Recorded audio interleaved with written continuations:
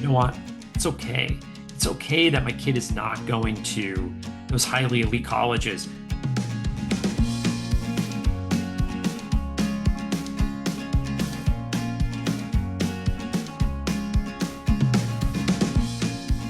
Hey CBMers, welcome back to College Bound Mentor, where we help you survive the college application process and beyond. We're your co-hosts, Lisa, Abby, and Stephanie. And on today's episode, we are so excited that we get to chat with Jeff Selingo about his new book, Dream School, Finding the College That's Right for You. Jeff Selingo has written about colleges and universities for more than 2.5 decades and is a New York Times bestselling author of 3 books. His latest book, Dream School, Finding the College That's Right for You, is based on 2+ years of research and an original survey of 3,500 parents. His popular book, Who Gets In and Why, A Year Inside College Admissions, takes readers inside the admissions offices of 3 selective universities and was named among the 100 notable books of the year by the New York Times. A regular contributor to The Atlantic, New York Times, and Wall Street Journal, Jeff is a special advisor to the president and professor of practice at Arizona State University. He also writes a biweekly newsletter on all things higher ed called Next and co-hosts the podcast Future You. He lives near Washington, D.C. with his family. And we are just so excited to have you on. I have to say that when you agreed, I felt like, oh my God, we've got a rock star on our podcast. So thank you so much for agreeing. Well, it's great to be here. Thanks for having me. Yeah. So your book, Who Gets In and Why, the first book that you published was sort of everywhere when it first came out. It felt like you had cracked the code on college admissions for so many families. Was it surprising to you how successful that book was? Well, I guess as an author, you're never supposed to say a success is surprising, but yes, it was. But in many ways, not really, because Jack Steinberg of the New York Times did The Gatekeepers back in 2000, and that book sold really well for a very long time. But obviously, the process had changed a lot since Jack did that book. So I kind of knew from that book that it would be successful. But I also knew, because I didn't pick one school, right? Unlike Jack, who really only looked at Wesleyan and looked at 2 sides of that same coin, students who were applying to Wesleyan, students who got in or denied at Wesleyan. We were able to look through the whole ecosystem of the college admissions process, from, the fact of looking at like how Bill Royal really changed marketing, so that you're constantly getting mail and now email, to how not only how marketing works, but how testing works, how the admissions process works at a small liberal arts college as opposed to a big public university. So I felt like it really did update parents on a process that has changed not only drastically since Jack's book came out, but more so since parents applied to college, parents like me and Gen X, 30 years ago. Right, absolutely. And it seems like admissions has changed even more since you wrote that book. Well, and it's one of the reasons why, as you know, the first chapter of Dream School really gives us an update on just how much admissions has changed. I recently saw a counselor show a slide about admissions over the last 100 years, and basically admissions didn't change for 65 of them, 70 of them. Then it kind of changed a little bit, and then it changed a lot just in the last 5 years. Yeah, absolutely. I found myself highlighting so many passages in your book, in Dream School. You really captured how much college admissions has changed since COVID.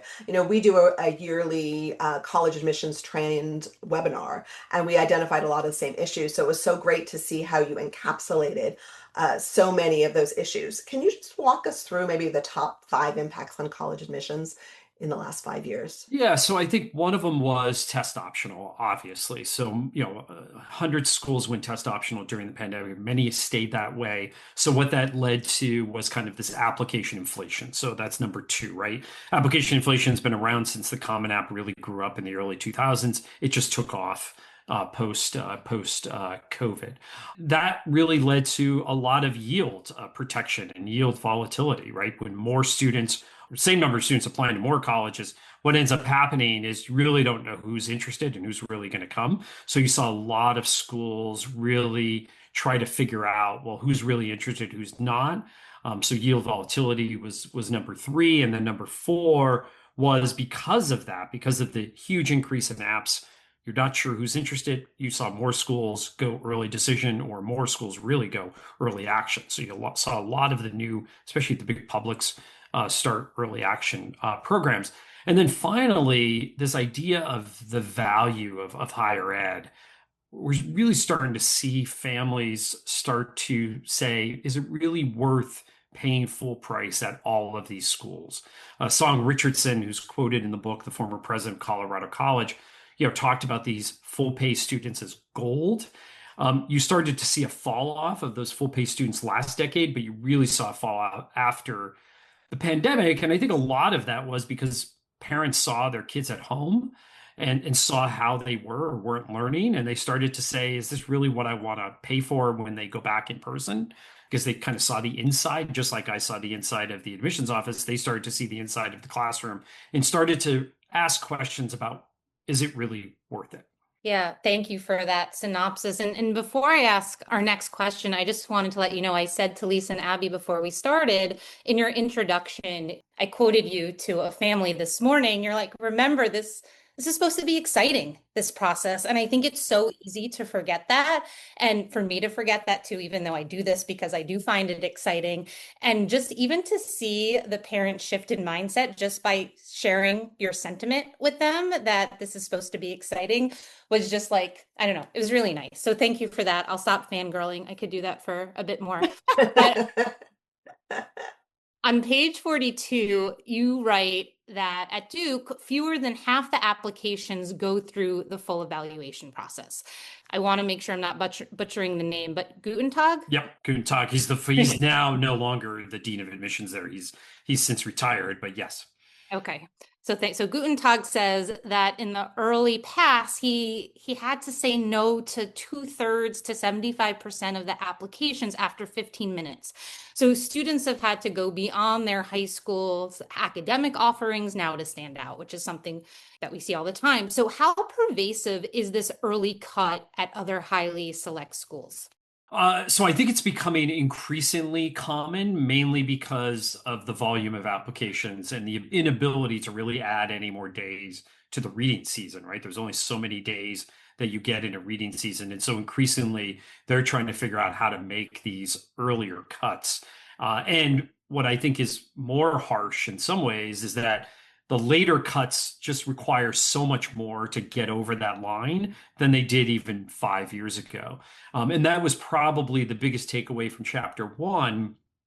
Mia's mother, who I profile in chapter one, has multiple kids who have gone through the process, before the pandemic, post-pandemic, and the thing she can't quite get over or can't quite address is this fact of how different it was for these three kids in her family. One of the overarching messages in the book is that since the super highly selective, elite, that's air quotes there, schools have gotten near impossible to get into, that rather than focusing on those schools, we need to widen our search to find schools that'll engage the students, transform them, be a good value for the families. And I think what you're trying to get across is that it's more about what you do at school than where you go. And I guess I'd say that's not a new message. There's been other books like Colleges That Change Lives that have said that. But I mean, from our personal experience, I think I could talk to that's a hard message for families to hear, process, accept. So do you find that now in the current environment, it's a more easily digested message? Unfortunately, no. Oh, no. Right. Right. And it's why you asked about, how well the last book did. It's a concern I have about this book, and that is it's a message that, many parents and families don't want to hear. And it's a message that I'm not encouraging or discouraging, I should say, students from applying to these highly selective schools. That's not the message of this book. This message is not discouraging them, but it is encouraging them that at the same time that they apply to those highly selective schools, that they widen their lens on these other schools. And why is that? Because the outcomes, because I really kind of attack the myths about a lot of these schools that are deeper in the rankings, that they will find their sense of belonging and purpose, that they will find mentors, that the outcomes, by the way, are not that as different as they think they are between the highly selective and the less selective institutions. And so it's really about widening that lens on these broader set of schools, largely because as I address in the first chapter, it's becoming almost impossible to get into those highly selective schools. But second, that you might find something that is kind of surprising. at these other schools that are deeper in the rankings. And I think what's the reason why parents shut that conversation down is one is they do believe in these myths that these highly selective colleges are like a key to future successes and that they'll never have those future successes if they don't go there. But another reason why they shut this conversation down and why I think this book will be hopefully useful to them is that they don't really know how to make sense of the vast world of higher ed. It's easy to know what the top 25 or top 50 colleges or universities are. But once you start to say, well, look deeper in the rankings, they'll say, well, what am I looking for? And my God, there are hundreds and hundreds of institutions deeper in the rankings. So where do I start? What do I look for? What does it really mean to have a hidden gem? And that's what I hope to do in the second half of this book is to give them some clues, some guide rails, some points of reference to find those places. Yeah.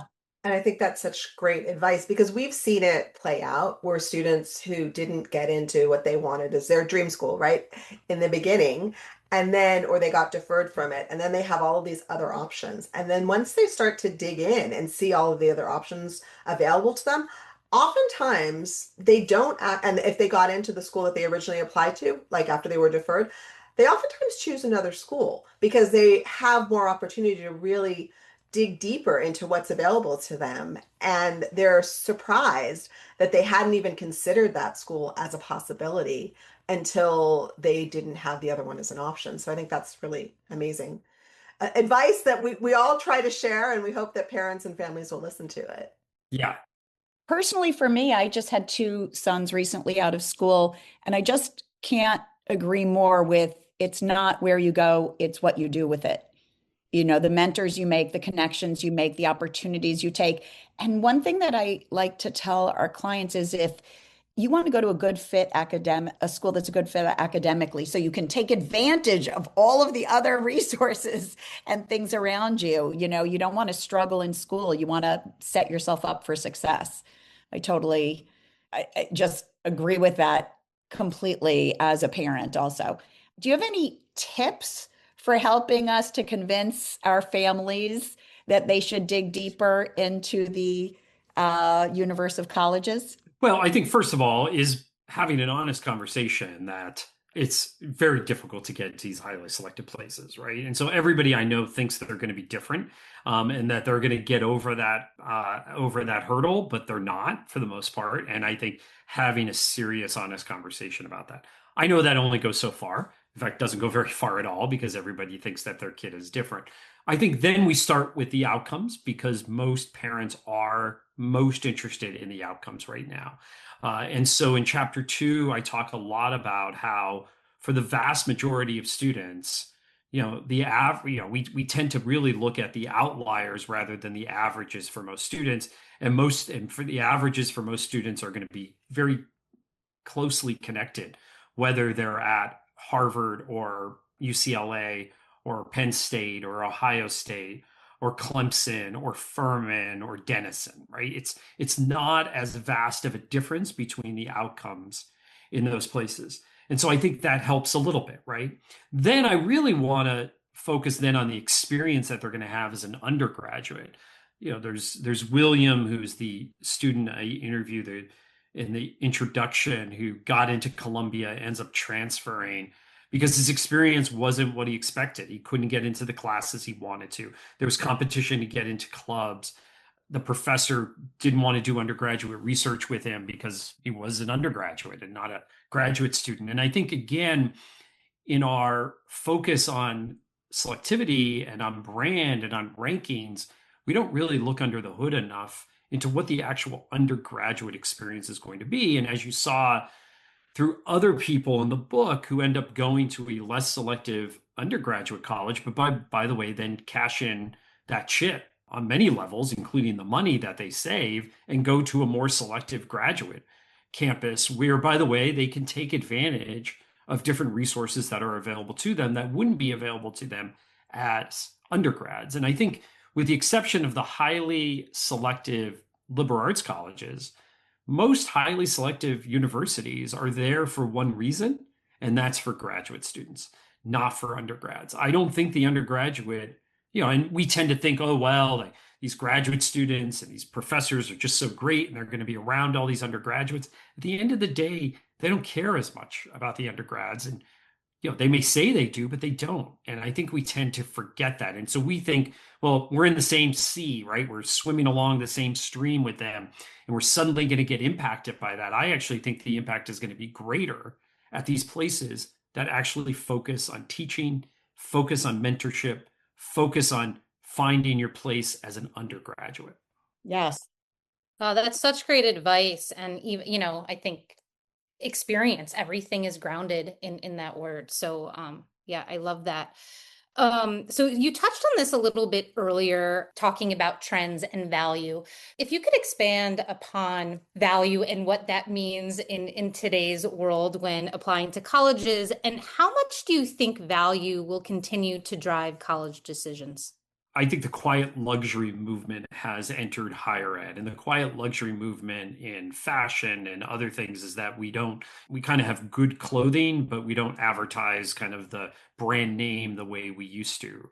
That's, this idea that there is good quality found with the lesser brand names, for example, in a lot of industries. And I think the same now is true in higher ed, where with the exception of very few brands, and I think that number is getting smaller every year, where you may only be focused on maybe the Ivies, maybe the Ivy Pluses and things like that, maybe a couple of the top liberal arts colleges.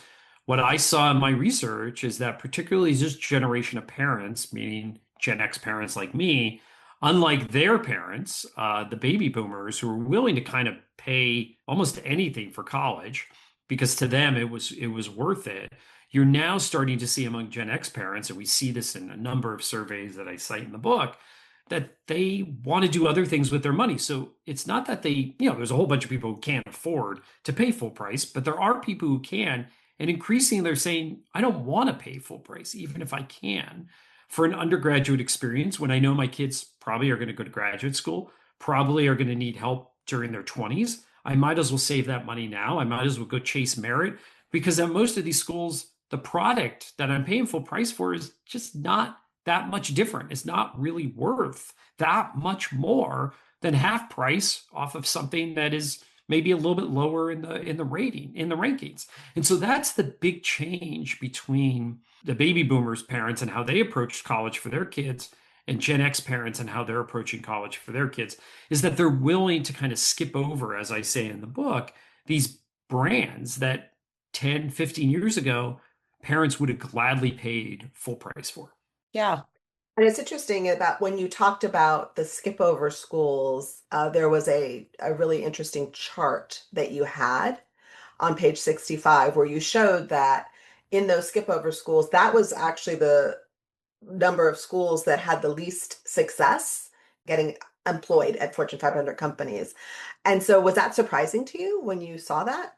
Yeah, so there's a correlate. You're making a correlation between those two charts that I didn't necessarily make, and it's an interesting discovery on your part. And that meant that there is, highly selective colleges. They're represented well in the Fortune 50, and less selective colleges are represented well in the Fortune 50. But that kind of middle group, kind of just below the top, is not as well represented. And those are also the places that have lost their full pay students significantly over the last 10 or 15 years. And again, I think that's a choice that parents are making. Yes, I'll pay, at a private, I'll pay 70, 80 all in for this highly selective place where I can get a job and a really good job. But otherwise, I'm going for half off or more at a less selective place that, maybe I get a job, maybe I don't, but I at least am saving some money on the way that I can put into, helping my kid launch, maybe giving them an experience that they wouldn't otherwise have. And that to me is some of the biggest changes happening right now in higher ed. Along with that conclusion or observation, what were some other things that you found to be surprising that you learned or saw while writing the book? So I think the biggest one was around student engagement. So I was able to persuade the National Survey of Student Engagement, which surveys students at 900 colleges participate in what's called NSSE. The National Survey of Student Engagement comes out from Indiana University. It's been around for 20 plus years. The thing I always hated about NSSE is that they don't release the scores, these engagement scores of colleges and universities. They release them to the colleges, but then it's up to the colleges to decide if they want to publicize these scores. And NSSE surveys students on a variety of things, like how much do you study, and do you talk to peers, and how much you interact with professors, have you interned, like 18 different measures of engagement. And I was able to persuade NSSE, well, what if I send you a list of 1,200 colleges separated by selectivity, 5 buckets of selectivity. So the most selective colleges all the way down to the least selective colleges. You match them up to the 900 colleges that participate in your survey. And by the way, students who participate in the survey at these colleges, they're either freshmen or seniors. So they survey students their first year, they survey students their fourth year to see how things change. And the biggest takeaway from this was that at all levels of selectivity, only 4 or 5 percentage points were the difference between the most selective colleges and the least selective colleges, first of all, in terms of satisfaction. On so many measures, including, by the way, faculty-student interaction, you actually had higher scores among the less selective institutions than you had about the more selective. Goes back to what I was talking about with the kid in my lead who really didn't get to talk to his professors. You're going to do that at less selective institutions. And so if we tend to think that student engagement is the most important thing that happens during the undergraduate experience, that we're sending our kids to these highly selected brand name colleges because we want them to be totally engaged in what's around them, actually, you're better off sending them to a less selective college because there's going to be more engagement there.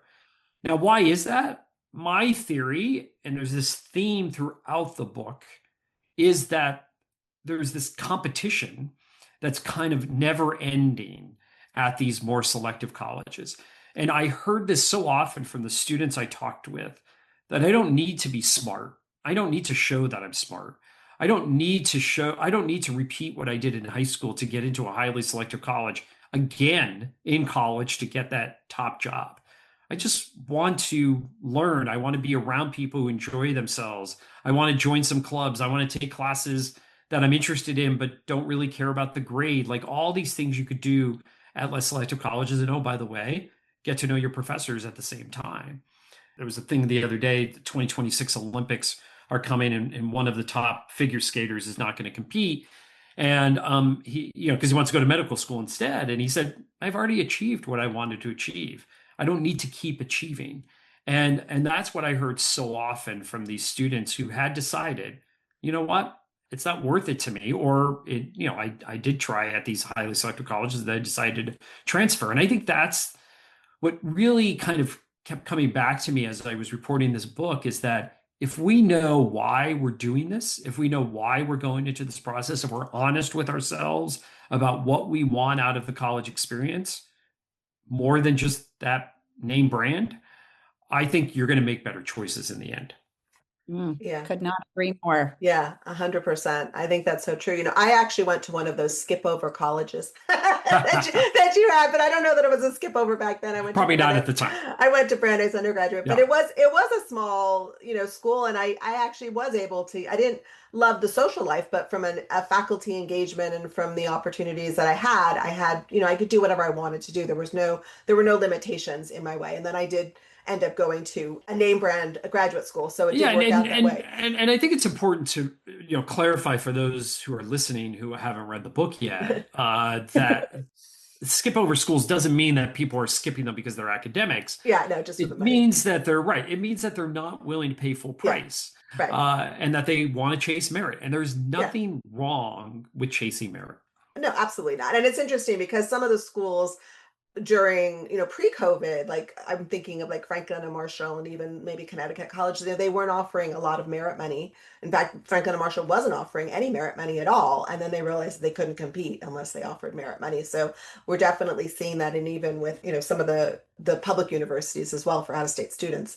But one of the things that was really interesting that you talked about was the difference between foundational skills and technical skills, and that this is what students need both for the current job market.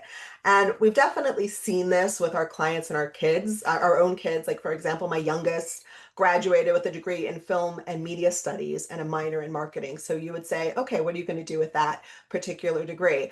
She graduated in 21, so she didn't get to do her internship because of COVID. So she just kind of took a job and was kind of one of those post-COVID kids that was just hadn't quite figured out what she wanted to do. So I had recommended that she go back and get one of these, micro credentials and get a certificate in data analytics, because she found that some of the jobs she thought she wanted needed that. And then she ended up getting a job and using that, and now she's good. She's in a good place. But it was just interesting because it was that almost that data analytics that she didn't necessarily feel like she got in school, that she was able to get outside of school. But it was the critical thinking and the strategic writing, the way to communicate well. Those are all the things that are helping her do really well in her job. So can you kind of describe the difference in what you're seeing colleges are doing to try to bring those two together? Yeah, so I think it's really critical. These foundational skills are critical thinking, communication, problem solving. They're really transferable to any career. Specialized skills are really domain specific, coding or data analytics that are really critical to particular jobs.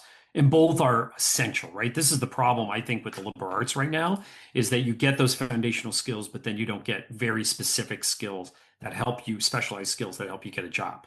Example being, a history major who knows how to do either data analytics or data visualization really puts them over the top in terms of getting those jobs. And the problem right now is that many schools don't tell students they need to do this, don't encourage it. Really, the faculty don't know it, or they don't want to encourage it because they see kind of job training as like a dirty word and they don't want to talk about it. So I really think it's up to you to go to colleges that are going to give you that experience or going to encourage it. Denison University, which is one of the schools I highlight in the book, is very focused on career services from day one, very focused on getting these very specialized skills, whether on campus or taking courses during winter break, or getting hands-on experiences. Like, that's what you're looking for. Those places that will either encourage you, give you a pathway to get those, that skill set, maybe even help you get those micro credentials that I talk about. But the problem is most parents don't know to ask those questions. And I think this is why so many students now are going into specialized careers. They want to be a nurse, or they want to be an engineer, or they want to be a computer coder, because they're very specific. They know, well, that's a job that's going to lead, or that's a major that's going to lead to a job. By the way, I'm questioning that given AI. Yeah.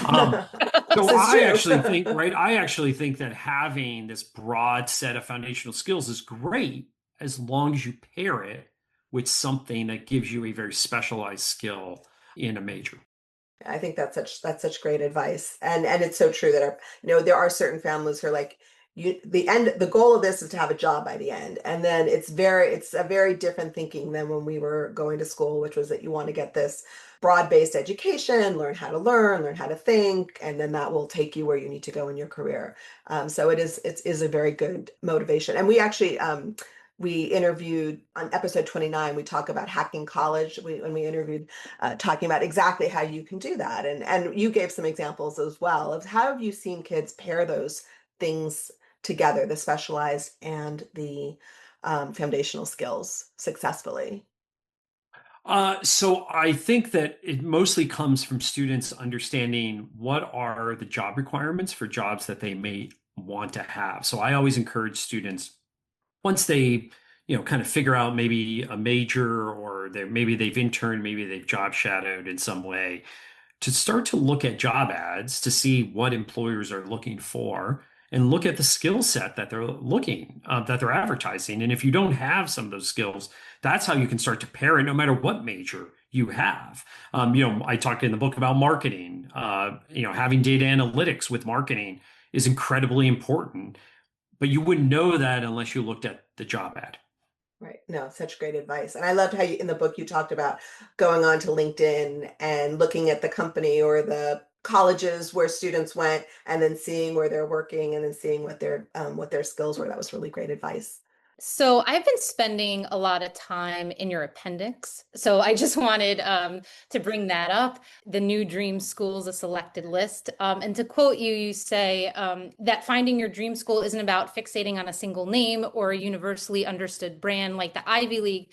It's about choosing a place where you can thrive, learn, and become the person you're meant to be. And you go on to say to help us, you being the reader, in that endeavor, that you've compiled the following list of colleges that might not, but perhaps should be on our radar. I would love if you could walk us through how you came up with your ratings for the schools in the appendix and the 3 categories of your schools, the 3 categories being hidden values, breakout regionals, and large leaders. This list makes me very nervous for the main reason why I don't love rankings. And so I want to be very clear. It's not a ranking. It's not a rating. It's not a definitive list.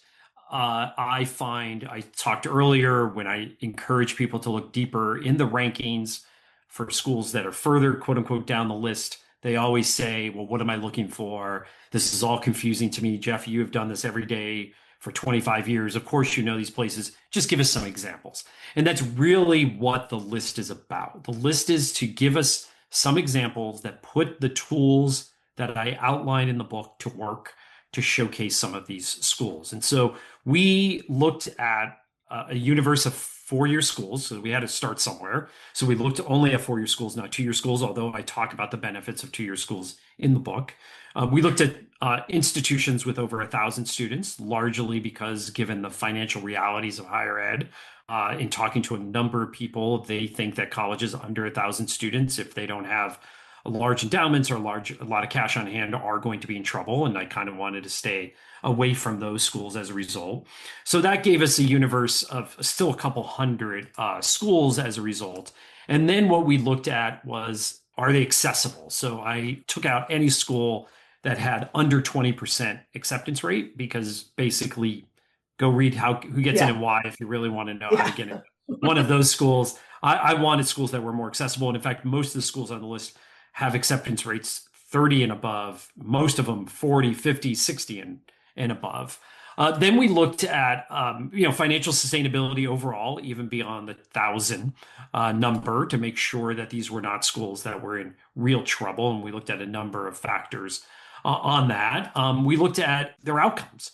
How much are you going to pay to go to this place, and how much are you going to make in return? So essentially, what we're calling a earnings to net price ratio. But those numbers can be manipulated, not manipulated, but can be misleading if you go to a school that has a high number of STEM majors, for example, and everyone goes into engineering and computer science, you're going to have great outcomes. So we also looked at data about the wide variety of jobs that students are getting from schools. We looked at graduation rates and earnings based on the students they're bringing in. It's very easy to be Harvard and bring in the best students and really not ruin them for 4 years. It's much harder for schools to take somebody who is from the lowest income, no social capital, and turn them into something that's great. And those are the schools that I wanted to highlight. So those are all the different measures that we looked at. We used a bunch of different data sets and mashed them together to come up with this list. And then we weighted it. So we had a mix of publics and privates, also geographic diversity as well, to end up with this list of 75. But then, to be honest with you, as I was looking at the list of 75, I felt that a little further, separating them out was necessary. And why is that? Because some of them are regional publics, for example. So if, Montclair State University in New Jersey is one of them. If you don't live in New Jersey, you're probably not going to go to Montclair, and that's fine. But if you're in New Jersey, you should definitely look at it. So we wanted to separate these schools out into, as you said, hidden values. These tend to be smaller privates that we tend to kind of forget about because they're not in the news every day. As I said, these breakout regionals, these are mostly publics, but some privates that are really well known within their state, but increasingly are known within their region. And then really the large leaders. These are places that compete in some ways with the flagship universities. So an NC State, for example, not Carolina. Michigan State, not the University of Michigan. Places like that that I think that people tend to not recognize and should. And that's what we ended up doing with these three buckets. There's no differences between the buckets. Really, what I was trying to do was filter them in some way so that if I'm a student in California, I could start to see what might be possible for somebody in my backyard. Really helpful. Well, it'll be interesting to see if this becomes the new list, the new the Jeff Selingo list. People will start quoting it. What do you think are some, we always like to end with myths and truths about finding the right college. So through this, what have you found to be some myths and truths about it? Well, rankings and selectivity are seen as a proxy for quality among parents, and they're not. They just don't equal that, right?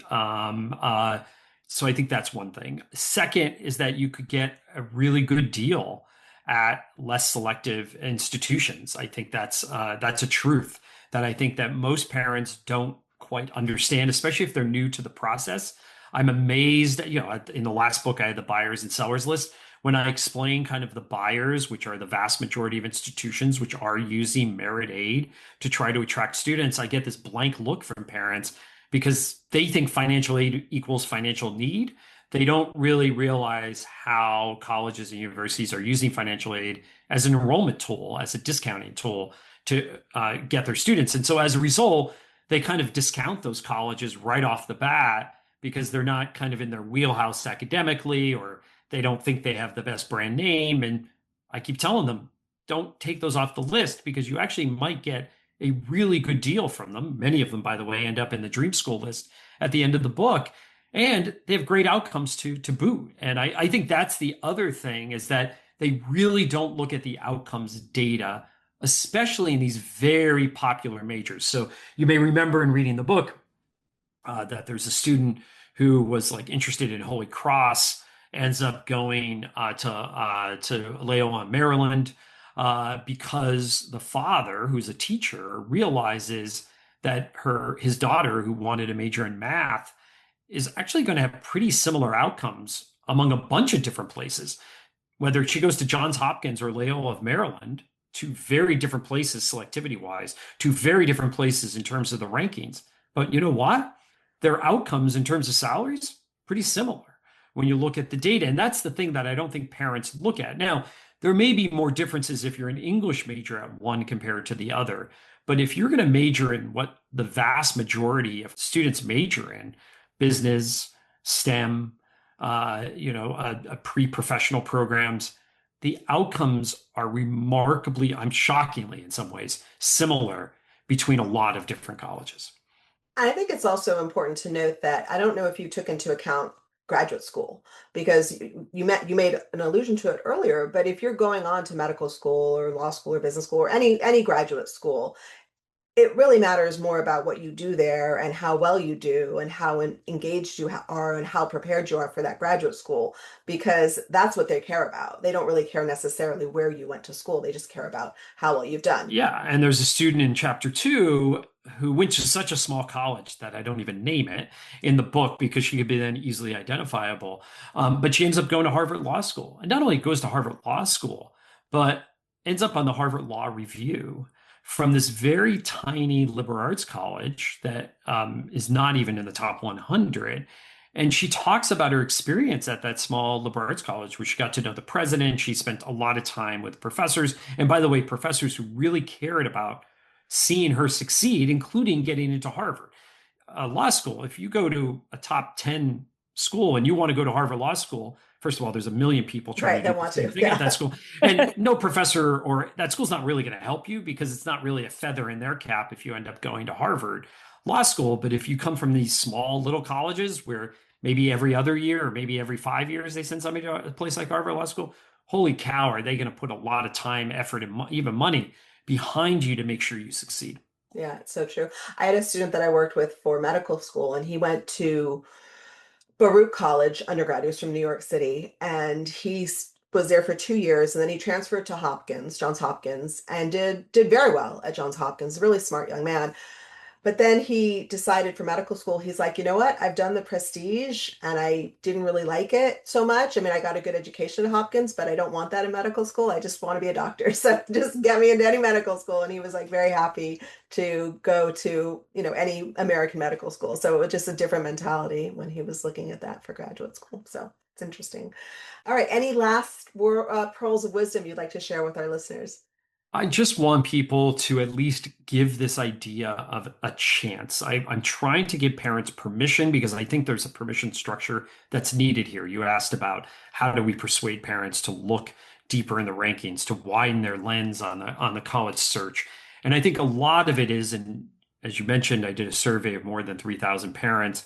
And when you ask them about prestige and who prestige was important to, it wasn't that important to them, although sometimes I don't always believe that. Maybe it was a little bit more important to their kids, but you know who was really important to? Their neighbors, their friends, Yeah. people in their community.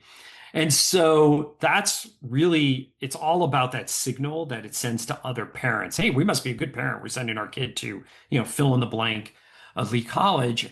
And so I feel like when I start to talk to parents about this message, especially in these like cities where there's this panicking class of parents who are so worried about their kids, I really feel like I need to give them permission to say, you know what? It's okay. It's okay that my kid is not going to those highly elite colleges. By the way, I'm going to have a lot more money to spend on them, years later. They might end up with a great mentor. They might end up with lifelong friends. They might really discover their true passion because they're not so pressured to find the right thing. It may actually bring joy back to this process. I know that's a hard argument to make with a lot of the families and parents and students that we come in contact with, but I just want them to think for a moment about it. Again, doesn't mean they can't apply. It doesn't mean that they don't apply to these high index schools, but hey, just throw an application to some of these others. You might be surprised. Well, maybe now that will be the new bragging rights is how little did I pay for college and how much merit did my kid get, I hope so. I hope so. Well, thank you so much. This has been such a pleasure and we really enjoyed your book. We will definitely thank you CDMers for tuning in. Thank you, Jeff, for this amazing conversation. We will have links to purchase your new book, Dream School, which came out on September 9th. You can also subscribe to Jeff's amazing newsletter and listen to his podcast to catch more episodes of College Bound Mentor. Make sure to follow, review, or subscribe on your favorite podcast platform and tell a fellow parent or student about this podcast. To learn more, visit collegeboundmentor.com. Until next time, you got this.